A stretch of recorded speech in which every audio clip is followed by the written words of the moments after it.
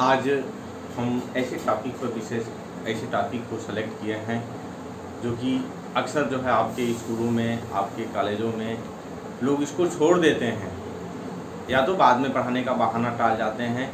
है बहुत इजी चीज़ जो कि इसका कॉन्सेप्ट थोड़ा सा आपके दिमाग में आ जाए, उसकी बारीकियों को आप समझ जाएं तो कोई प्रॉब्लम नहीं है। मैं एक आपको एग्जांपल पेश करना चाहता हूँ। आप सभी लोग 11 मैथ्स के सब बच्चे हैं। मान लेते हैं आपके क्लास में 60 एबव जितने भी बच्चे हों, उनके विषय में सबको अलग अलग हम एक बच्चे को कलेक्ट करें और उसके विषय में हम कहें यह मैथ का लड़का है, मैथ लिया है, साइंस में फिजिक्स लिया है, केमिस्ट्री लिया है, लिटरेचर में हिंदी लिया है, इंग्लिश लिया है, कंप्यूटर साइंस लिया है, सो ऑन। जितनी भी संभावनाएं होती हैं कि और कह दिया जाए यह 11th मैथमेटिक्स का स्टूडेंट है, यह मैथमेटिक्स का क्लास है। आपका क्लास का भी नामनक्लेचर किया जाता है, वह 11C1, 11C2। तो आपकी जो भी सिस्टम्स है उसमें 11C1 लिखा हुआ है, 11C2 लिखा हुआ है। इससे यह निष्कर्ष निकल जाता है कि यह क्लास जो है किसका क्लास है, मैथ वाले बच्चों का क्लास है। एक और एग्जांपल मैं आपको पेश करना चाहता हूं। मैं यहाँ कुछ नंबर्स लिख रहा हूँ, नंबर्स 2, 4, 6, 8, 10, 12, सो ऑन। इस तरह से आपको देखने से लगा होगा। क्या देखने से लगा? आपने क्या देखकर सोचा होगा? यही नहीं सोचा होगा यह क्या है, सम संख्याएं हैं, यह क्या है, इवन नंबर्स हैं।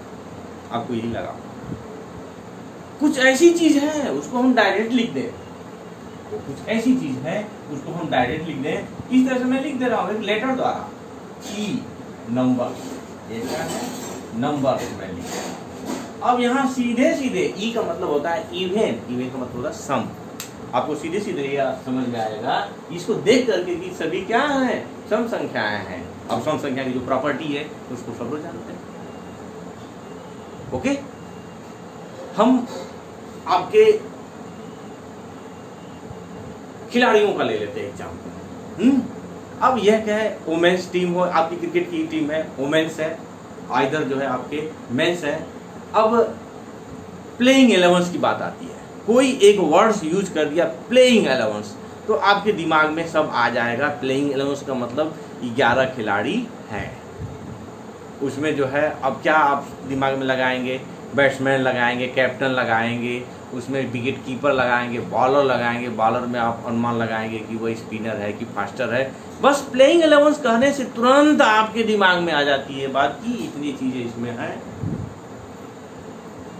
तो मैं आपको ज़्यादा दूर नहीं ले जाऊंगा, मैं आपको सिंपली ये बताना चाहता हूँ, मैं कहना क्या चाहता हूँ कि सेट कर दें इसको क्या कर दें, सेट कर दें। इसकी हिंदी थोड़ा सा कठिन है समझे, लेकिन सेट से सारा चीज क्लियर होता है। ऐसा सेटिंग किए हुए हैं कि सारा चीज क्लियर हो जा रहा है। सेटिंग का मतलब यही ना होता है वह फिट बैठे। तो यही यहाँ भी जो चीज मैं बताने जा रहा हूँ वह क्या है, आपको एक मेथड है किसी चीज को रिप्रेजेंट करने के लिए। वह मेथड क्या है, उसको डिफाइन कैसे करते हैं। तो well defined collections of objects is called sets. बात समझ में आई? वेल डिफाइंड यानी कि उसमें कोई अंगुली ना उठाए, कोई उस पर टीका टिप्पणी न करेगी या क्या कर रहे हैं, आप तुरंत देखें पूरा उसके विषय में स्पष्ट हो जाए। यानी कि जो घटनाएं होती हैं, जो इवेंट्स होती हैं, उसका सुपरिभाषित संग्रह जो होता है उसको हम क्या करते हैं, सेट करते हैं, उसको समुच्चय करते हैं। तो इसकी डिफिनीशन आपकी किताब में, एनसीईआरटी किताब में दिया हुआ है। डिफिनीशन हम बताने के लिए नहीं, किताब से भी आप डिफिनीशन देख सकते हैं, मैं कॉन्सेप्ट बताने की बात करता हूँ। तो इसको रिप्रेजेंट कैसे करते हैं, जो सेट्स होता है उसको रिप्रेजेंट कैसे करते हैं। तो इसको रिप्रेजेंट करने का तरीका होता है कैपिटल लेटर्स। कैसे? आपके कैपिटल लेटर्स जितने भी है कैपिटल लेटर्स है, इसको उससे रिप्रेजेंट करते हैं। Either A, either B, C, so on, इस तरह से सारे। अब इसके जो कंपोनेंट्स होते हैं उसको हम लोग कंपोनेंट्स को क्या कहते हैं, अवयव कहते हैं। दूसरा चीज आता है कंपोनेंट्स,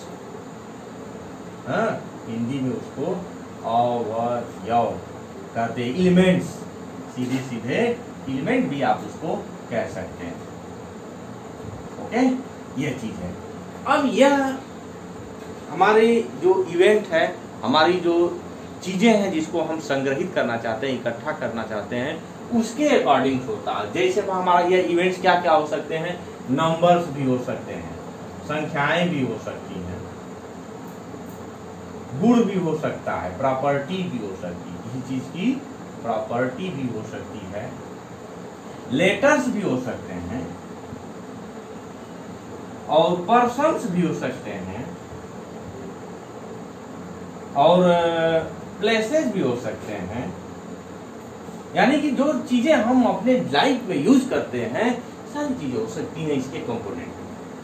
तो इसको रिप्रेजेंट करने के लिए अब जैसा कंडीशंस रहता है, उस कंडीशंस के अकॉर्डिंग इसको हम लोग रिप्रेजेंट करते हैं। दूसरा चीज हो गया कंपोनेंट हो गया। अब इसका सिंबलाइजेशन, इसको लिखते कैसे हैं, तो हमेशा जो आपका सेट्स होता है, जो कलेक्शंस होता है, उसको लिखते कैसे, पहले मैं कुछ कलेक्शंस की चर्चा करता हूँ। अब इसके क्या टाइप्स हैं, ये कितनी तरह का होता है, कैसे होता है, इसको मैं आगे बताऊंगा। मैं कुछ कलेक्शंस की बात करना चाहता हूँ। वो कलेक्शंस क्या है, उसको हमेशा ये आपका मझला ब्रैकेट इसको कहते हैं ना, कर्व ब्रैकेट। इस मझले ब्रैकेट में सारे लेटर, जिसे मैंने इवन नंबर्स लिख दिया था, 2, 4, 6, 8, 10, तो इस तरह से ये कलेक्शंस हो गया इसका। अब शुरू के 4-5 ही चीजें मैंने लिखा है, और आगे आपके दिमाग में बातें बैठ गई हैं, ये आगे भी जो नंबर्स होंगे वो क्या होंगे। फिर इसी तरह से हम 1, 3, 5, 7, 9 तो आने, इससे भी आपको क्लियर हो गया कि ये चीजें क्या हो सकती हैं।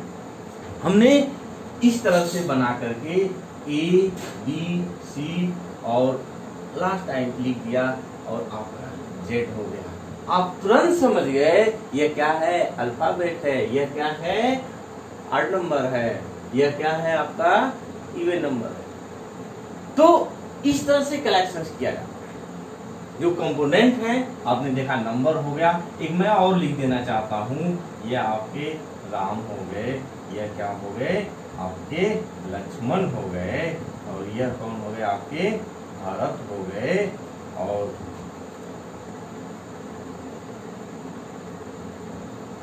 यह शत्रुघ्न हो गए। ये भी एक सेट है। यह सेट क्या है, ये दशरथ के चारों लड़के हो गए। इसी तरह से बहुत सारी चीजें आती हैं, यही कलेक्शन है, वेल डिफाइंड। आप तुरंत देखे, खाली नाम दिखाई दिए, आप समझ गए कि ये क्या है। क्या है भाई, ये जो दशरथ के लड़के हैं। ये आप ABC देख लिया, आपको पता चल गया कि सारे स्मॉल लेटर्स के अल्फाबेट हैं। और यह आप नंबर्स देख लिए, आपको लग गया कि यह क्या है, आपके ऑड नंबर्स हैं, आपके विषम संख्याएं हैं। यहाँ आपने क्या देख लिया, यह इवन नंबर्स। यह रहा सेट का रिप्रेजेंटेशन। सेट जो है हमेशा कैपिटल लेटर्स में लिखेंगे। जैसे मैं एक बात कर रहा हूँ, इसको क्या लिख दूंगा, इसको मैं इवन लिख दिया, इसको मैं क्या लिख दिया, ऑड लिख दिया, इसको मैं क्या लिख दिया, अल्फाबेट है, अल्फाबेट है तो मैं ये लिख दिया।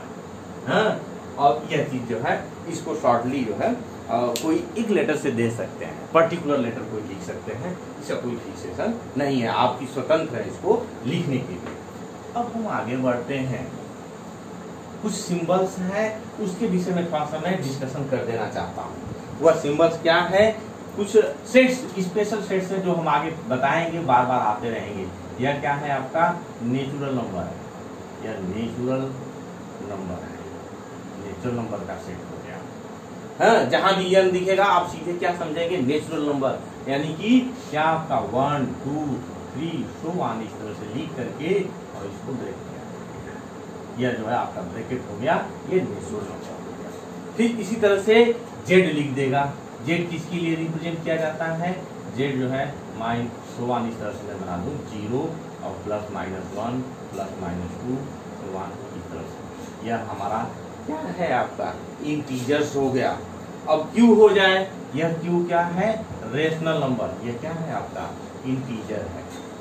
इंटीजर का मतलब आप तो जानते ही है, इसको हम क्या कहते हैं, पूर्णांक, ये प्राकृतिक संख्याएं हैं, वो पूर्णांक है। अब Q क्या है आपका? Rational number. Q जो है किसके लिए यूज होता है?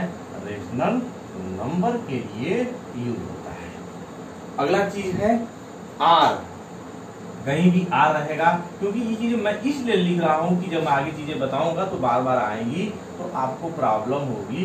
उस प्रॉब्लम को पहले से ही हम सॉल्व कर ले। रियल नंबर, जितनी भी रियल नंबर्स हैं जिसको हम जानते हैं, आपके लोअर क्लास में रियल नंबर्स के विषय में सब बताया गया। अब आते हैं हम लोग Z प्लस। Z प्लस का मतलब क्या हो गया? Z प्लस का मतलब हो गया, इन चीजों को कहीं कहीं ऐसे I से भी डिनोट करते हैं, तो Z प्लस लिखिए, चाहे इसको I प्लस लिखिए।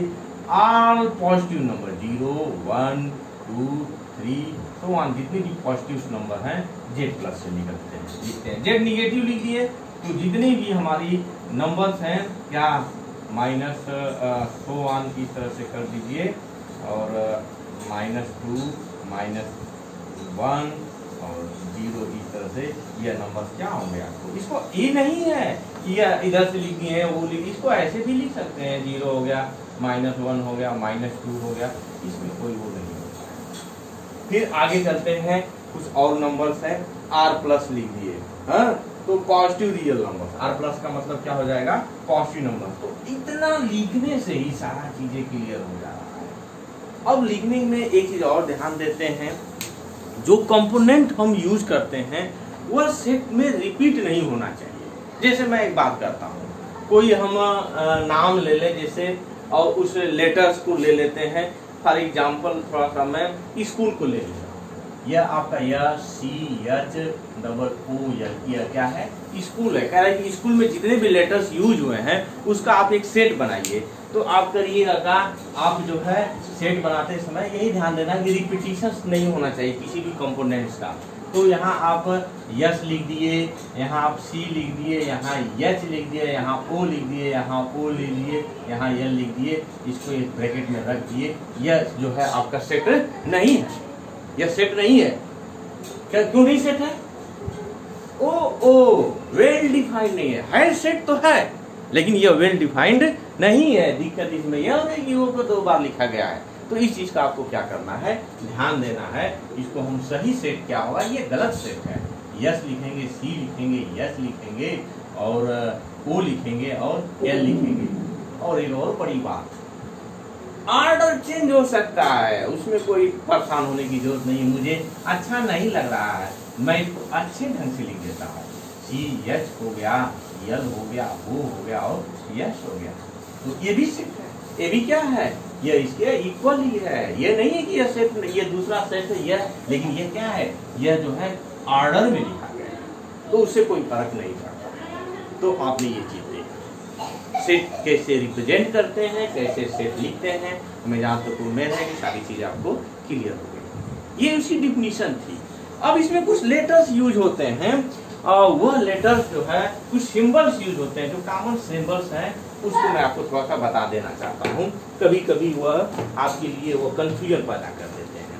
तो एक आपका सिंबल्स आप इस तरह से मिलेगा आपको, ये ग्रीक लेटर्स है, एप्सिलॉन इसको कहते हैं, बट यहाँ इसका एप्सिलॉन नहीं करेंगे। इसका मतलब होता है बिलोंग्स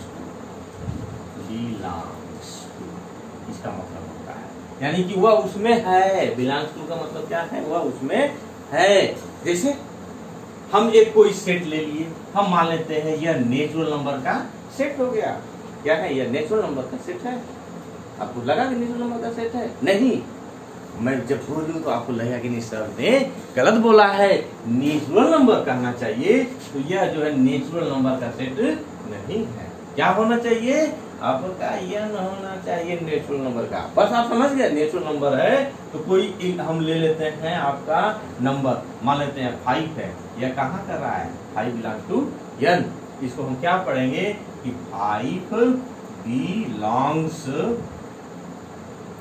टू n, यानी कि 5 कहाँ पर है, वह प्राकृतिक संख्या में है, वह नेचुरल नंबर में। तो इसका मतलब आपने समझ रखा होगा। ये क्या बताता है?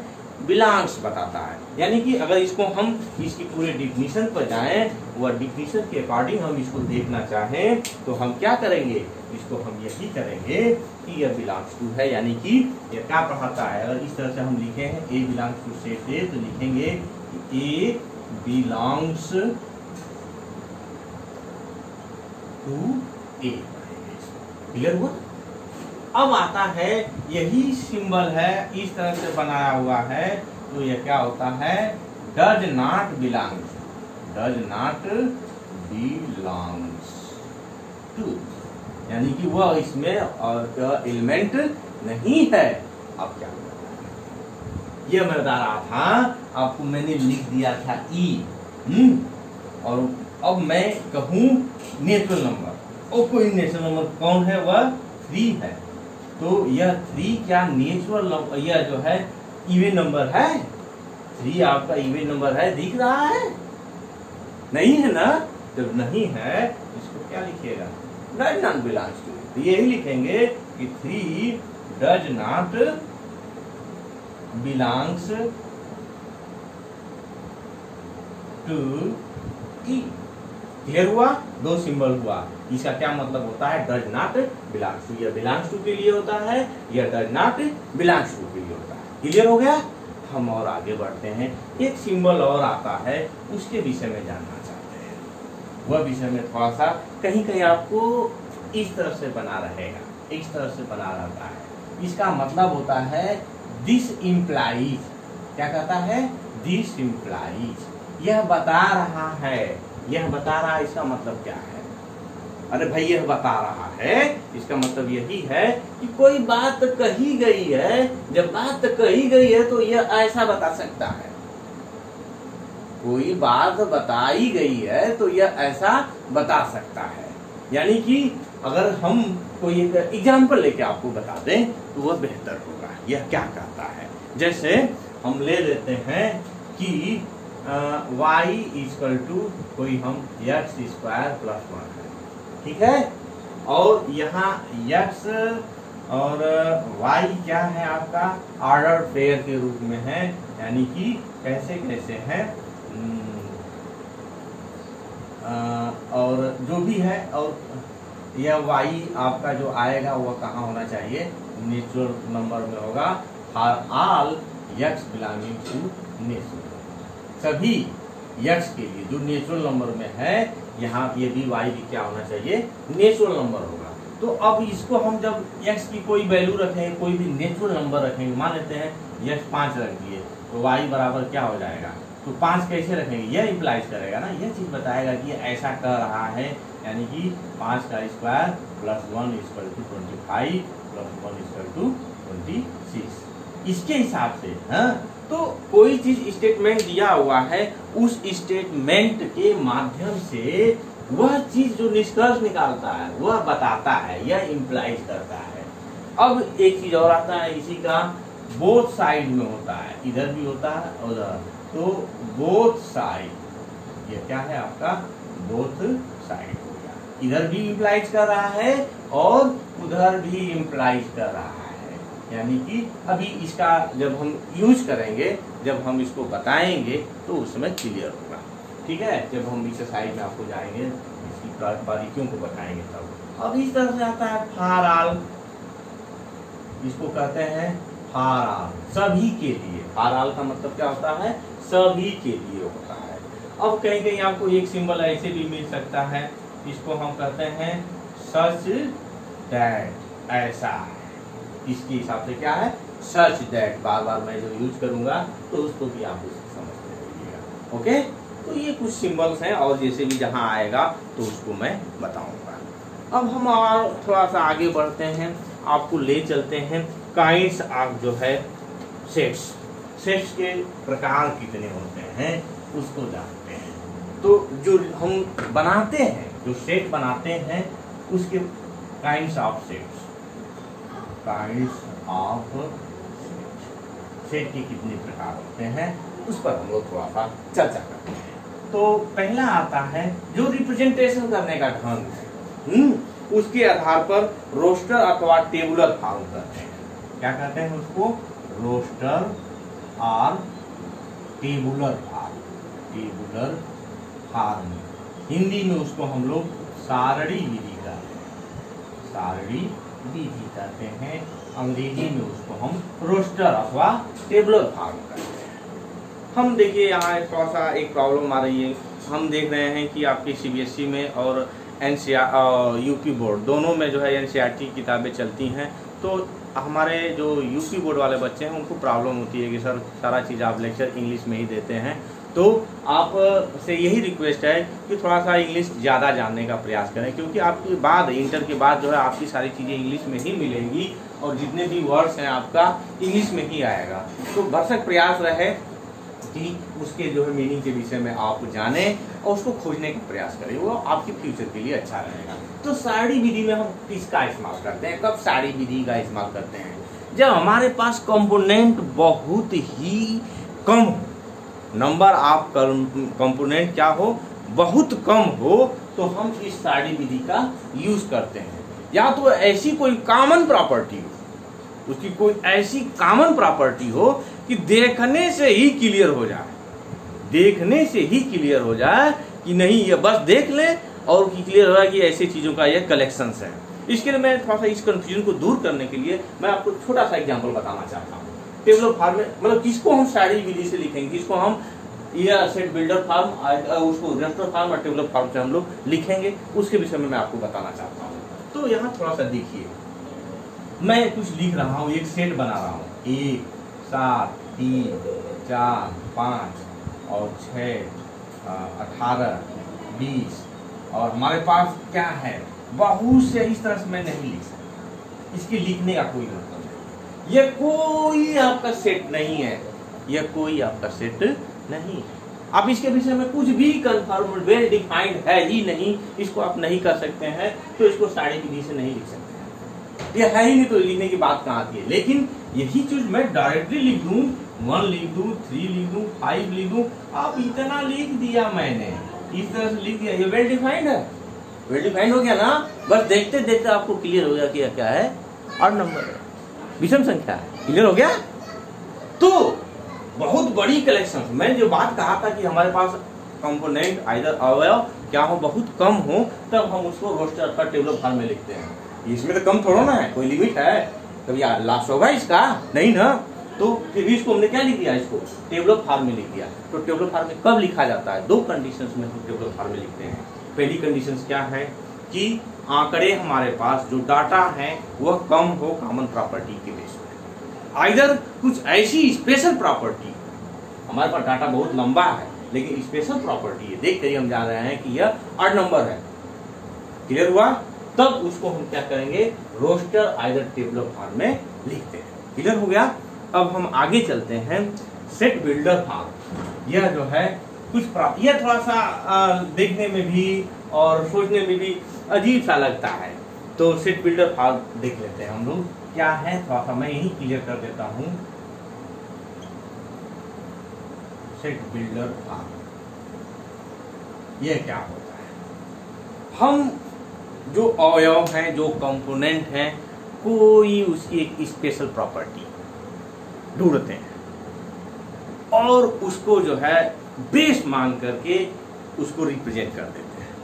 मैं एक छोटा सा एग्जांपल आपको दिखाऊंगा, आप सारी चीजें क्लियर कर जाएंगे कि सेट बिल्डर का मतलब क्या है, कैसे कैसे सेट बिल्डर फॉर्म को हम लोग लिखते हैं। इसको हम हिंदी में गुण विधि भी कहते हैं। अगर कुछ बच्चों को प्रॉब्लम हो रही हो तो इसको समझे, गुण विधि, इसको क्या कहते हैं, गुण विधि। हम कोई गुण देखेंगे उसका, उस गुण के आधार पर हम लोग लिख देंगे। लिखेंगे कैसे, मैं एक सेट लिख रहा हूँ, आप देखिएगा, कहिएगा सर क्या कर दिया, मैं कुछ नहीं किया, मैं लिख दिया, 2 लिख दिया, 4 लिख दिया, 6 लिख दिया, 8 लिख दिया। ये क्या है आपका, कौन सी विधि है, रोस्टर विधि है। ये कौन सी विधि है, टेबुलर फॉर्म में है। मुझे अच्छा नहीं लगा, बहुत लंबा लिखना पड़ रहा है, अब मैं इसको क्या लिखूंगा, मैं ये लिख दिया। यहाँ भी वही चीज है और यहाँ भी वही चीज है। यहाँ क्या है, x such that x equal to कितना है, x इक्वल टू 2n है और ऑल n कहाँ बिलोंग कर रहा है, नेचुरल नंबर। ये हो गया क्या, x such that dx equal to 2n, यानी कि यहाँ n बराबर हम क्या रखते चले जाएं, 1 रखेंगे, यहाँ है ना 2 into 1, 2 into 2, 2 into 3, 2 into 4 है कि नहीं है। तो यह क्या हो गया आपका, यह जो है आपका रोस्टर फॉर्म हो गया, यह क्या हो गया सेट बिल्डर फॉर्म। इसको ऐसे भी तो लिख सकते हैं, इसको ऐसे भी लिख सकते हैं, x such that x equal to क्या, इवन नंबर, क्या है, यह इवन नंबर है। ये भी हो गया आपकी क्या सेट बिल्डर फॉर्म में हो गया। इस तरह से भी इसको सेट बिल्डर फॉर्म में लिखते हैं। क्लियर हुआ, कोई दिक्कत? Okay, thank you. यह चीज जो है दो तरह से हो गया। एक और लिख सकते हैं क्या, एक मैं इंडियंस को लिखना चाहता हूँ, आई फॉर इंडियंस क्या है, x such that x an Indian, यह इंडियन हो गया। क्या हो गया, अब जितने भी हमारे पास जितनी भी जनसंख्या हमारे पॉपुलेशन है, सब जितने भी हैं यहाँ के जो नागरिक हैं, उनका एक सेट हो गया। तो यह क्या है आपका, यह जो है सेट बिल्डर फॉर्म है, और उसके पीछे जो मैं बताया था वो आपका टेबुलर फॉर्म था। तो इससे क्या क्लियर होता है, कोई किसी सेट को हम अगर आंकड़े हमारे पास कम हैं और उसको हम टेबुलर फॉर्म में ही लिखते हैं, आंकड़े बहुत ज़्यादा हो तो उसको हम क्या करते हैं कि प्रॉपर्टी मेथड भी कर सकते हैं, सेट बिल्डर फॉर्म भी इसको हम कर सकते हैं, इसमें हम लोग लिखते हैं। कभी कभी दोनों कन्वर्जन लिखने के लिए आ जाता है, क्या आ जाता है, सेट बिल्डर फॉर्म में दिया हुआ उसको टेबुलर फॉर्म में करने के लिए कर देता है, और टेबुलर फॉर्म में है तो उसको सेट बिल्डर फॉर्म में। तो फिलहाल में इस टॉपिक पर आज हम लोग इतना ही पढ़ेंगे। अब आगे जो है कल हम आपको जो है एक्सरसाइज जो है कराएंगे, और आपको समझ में आ गया होगा, अच्छा लगा होगा, तो आप मेरे चैनल को सब्सक्राइब करिएगा और जो है बेल आइकन जरूर दबाइएगा, क्योंकि मैं धीरे धीरे सारे टॉपिक्स आपके जो है आपके यहाँ पहुँचाने का प्रयास करूँगा। धन्यवाद।